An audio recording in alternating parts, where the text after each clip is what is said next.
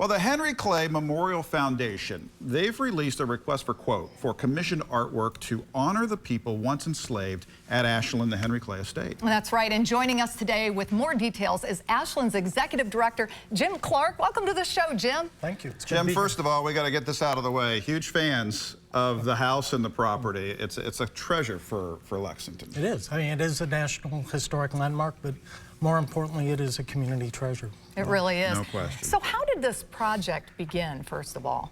Well, our curator, Eric Brooks, has always been doing research on the enslaved at Ashland, but it was usually peripheral to the dominant story of Henry Clay and the other descendants that have been at the estate for 5 generations. But when we first installed our hemp plot 5 years ago, we got into looking at who all was involved with creating that cash crop for Henry Clay. And we learned more about the enslaved workers that were there, and that drove even more questions, which led us to the creation of our Traces Tour, which is the story of the enslaved at Ashland. And then from that, we thought there needed to be something else on the property, just as Henry Clay's family memorialized him by preserving Ashland, you know, that physical space of the buildings as well as the 17 acres.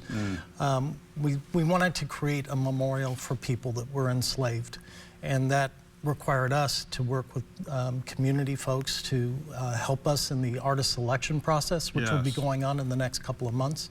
But it's going to be a very exciting process, I think, and it's going to help us tell an expanded story. I was going to ask why this is such an important initiative, but very clearly we have to honor these folks who did this work. People have asked about, you know, why are we exploring this? But in fact, Henry Clay was the great compromiser. 2 of his compromises dealt directly with slavery. So we know that slavery informed his political career as well as his personal life.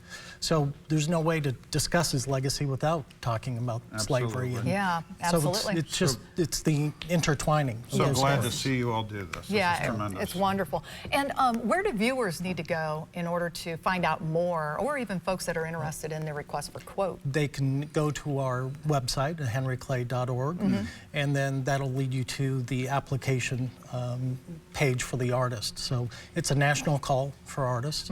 That closes at the end of this month. Okay. My goodness. Good to know. Well, we are very excited for all this new programming coming and for what you all do for our community. It means a lot, Jim. So please come back often. I will. Open invitation. Good to see you. Thank you. Thank you. We're back in just a second, folks. Stick around.